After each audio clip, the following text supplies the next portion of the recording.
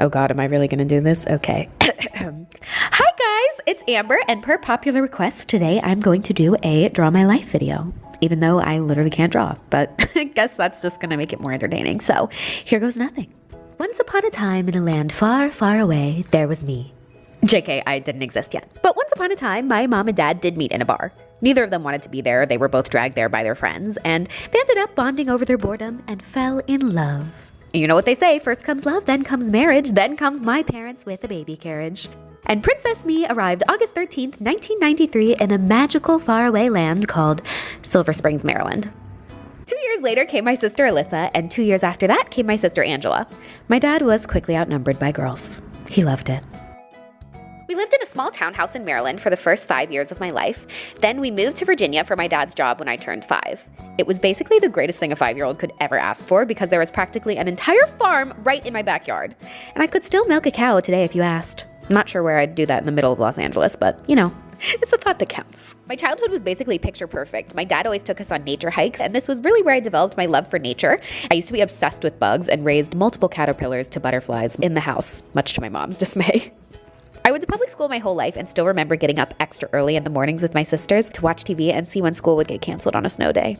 We even had a couple of white Christmases. Now that was magic. On the weekends, my mom would get up super early and do crafts with us all day. She was always super artsy and taught me from a young age the power of creativity. That'll come back to me later.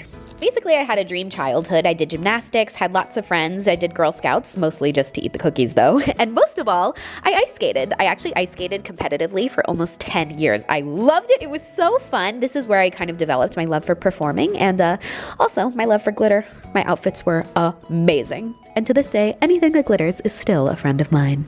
When I turned 12, we picked up my entire life and moved all the way across the country to another faraway land, Arizona. I'd never been to the West Coast, and when my mom described it as a desert, I genuinely pictured rolling hills of sand like Aladdin. But to my surprise, when we got there, it basically looked like a normal place, just with no grass and a bunch of cactus everywhere. I started high school at 13 and often did get in trouble for talking too much in class and, not to mention, was dress coded basically every other day. At one point in my life, I was voted most likely to be dress coded, but I'll tell that story another time. Per the recommendation of my mom and with my background in gymnastics, I decided to try out for the cheer team my sophomore year to make more friends and get more involved in the school. Much to my surprise, and everyone else's, I made the varsity squad my very first year, which sounds really fun in theory, but the environment grew toxic pretty quickly. The girls weren't very nice to me, and it really took a big toll on my self-esteem. I stayed on the team for 3 years, but kind of unhappy, developed an eating disorder that took over my life for a long time and spent much of my time alone just daydreaming about the future. My parents always taught me that high school was not the end-all be-all, and that someday things will be different. I ended up making amazing friends off the squad and threw myself into my studies and earned straight A's my entire career in high school. That is, except for math, because that was never really my strong suit. There was a time my little sister Alyssa was literally in the same math class as me. For 2 years. I picked up my first job when I was 18, hostessing at a restaurant. I wasn't exactly the greatest at it and used to kind of just stand there and practice my signature on the whiteboard instead of actually doing my job, hoping about the someday when I would need it. Eventually, high school ends as it always does, and just like my parents said, you can go off and be whoever you want to be in college. So I moved to Los Angeles to attend my dream school, Pepperdine University. I signed my commitment letter while literally on the campus tour after they told me Zoe 101 was filmed there. I was sold. My college years absolutely changed my life. I joined a sorority, Delta Delta Delta, can I help you, and met the best friends a girl could ever ask for. You guys know them, because I'm still best friends with them today. Josh, Haletta, Bailey, Selena, the whole ride or die crew. College was when I did all of my craziest life adventures, like going to the Grammys, getting a killer internship, interviewing celebrities on the red carpet, winning The Price is Right, and I even studied abroad in Switzerland with the money I won on that game show. And in 2015, I graduated cum laude with a BA in broadcast journalism, ready to take on the world and become the next Ryan Seacrest. After college, I lived with my 2 best friends, Selena and Haletta, in a small apartment in West Hollywood, which was all fun and games. Literally, because the job market as it was, I literally could not get a job. I must have applied to 1,000,000 jobs in my field, heard absolutely nothing, got desperate, and started applying to 1,000,000 jobs not even close to my field. Like, I'm not qualified at all to be an accountant, but I think I applied to 50 openings anyway. Like I said, math isn't my strong suit, so maybe it was that, or maybe it was the smiley faces in my cover letters, but either way, I got a whopping 0 calls back. Somewhere in the midst of all this, I decided to make my very first ever vision board because I'd always believed in the law of attraction, and I thought that maybe this could help me on my journey, so I made it, hung it on the wall, and got to work. picking up dozens of odd jobs to try and make ends meet. I was living on minimum wage, eating crackers and canned beans almost every night. I was an extra in movies, I was a cocktail waitress, but most of my time was dedicated to driving for Postmates. Yes, that was the food delivery service when I delivered oatmeal to Luke Hemmings. While there were small highlights like that, the wear and tear of the long nights, late hours, and financial stress really started to take a toll on me. I didn't have any time to do any of the things that I always loved doing, and the realization that I might never become anything started to take a huge toll on my soul. Losing hope, I started to gain weight, getting into a bad crowd, and going out to clubs almost 6 nights a week.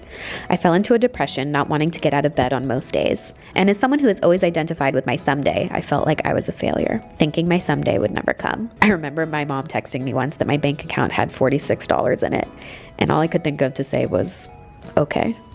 On the 4th of July, 2016, I hit my rock bottom. While out on a delivery for Postmates, I smashed my car into a parked car on the side of the street, and with no insurance to cover it, I lost basically the only job that was even getting me by. I remember that night while everyone was out celebrating the 4th of July with fireworks, I sat alone on my roof, staring over the edge, wondering if life was even worth it anymore. And in that moment, I did something I had never done before, and felt compelled to get on my hands and knees and beg God to help me find a way. You always hear in church that God is always listening, but I'd felt like he hadn't been listening for a long time, but when I prayed that night, I knew he heard it. And honestly, things went on business as usual for the next few months, until one day I was sitting at another one of my odd jobs, complaining to a coworker about my upcoming rent payment and how broke I was, and he looked at me dead in the eye and said, "What do you mean you're broke? You have plenty of money. I see you all over Instagram. You know, with your fur coats and marble floors, you're killing it." And I just kind of sat there and was like, what? I made the marble floors and that coat was like $10. And he said the sentence that changed my life. "You're really good at making cheap things look expensive." And it was like 10 billion light bulbs went off in my head. I got home that night at like midnight because it was a really long day, and I woke Haletta up, my roommate, and I said, "Haletta, I'm going to turn being broke into $1 million idea." And she just said, "Okay, Amber, go back to sleep." But the next morning, I filmed how to make cheap clothes look expensive. I filmed how I made my fake marble floors. I filmed how I got my fake fur jacket at Forever 21 for $12. I filmed how I fake it till you make it DIY'd my life into the fantasy life that I always dreamt about. And at first, no one watched. I made dozens of videos with 0 views, but for some reason, I knew this was it. I aptly coined the term broke bitch tips and tried to show people how I lived my best life on a budget, and slowly but surely, one by one, the 1 view turned into 10 views, and the 10 views turned into 100 views. And once I hit the ball rolling practically overnight, my channel went from 1,000 subscribers to 10,000 subscribers to 100,000 subscribers to 1 million subscribers. And now flash forward all the way to today, almost 2.5 million little angels watching my channel. That is crazy. I still can't believe it. I literally still wake up every day pinching myself. I cannot believe that this is real and this is happening to me. This is absolutely more than I could have ever dreamed of in all of my wildest expectations. Like, if you had told baby me that someday I would have my own makeup line, my own clothing line, get to travel the world and sit in my pajamas at home while I make videos for millions of people to watch, I would have actually screamed and, I don't even know, exploded. Okay, maybe not exploded, but like practically. And how could I forget I got my dream puppy a few weeks ago? Sir George Biscuit. He's the cutest. Okay, I still can't draw puppies, but you get the point. Here's a picture. All of my wildest dreams and then some have come true. And not to get cheesy, but it is all thanks to every single one of you.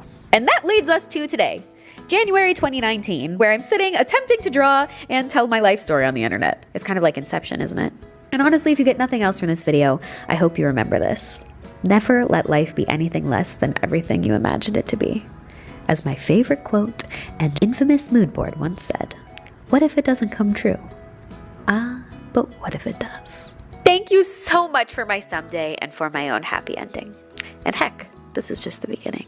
Till next time, sweet angels, to the moon and back always. XO.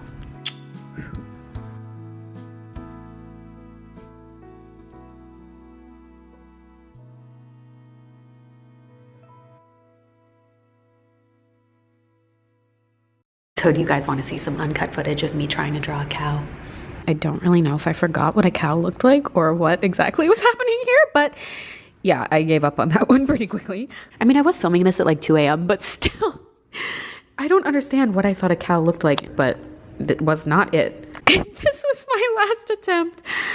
Oh my God, I don't know. This looks like a 1-year-old drew it.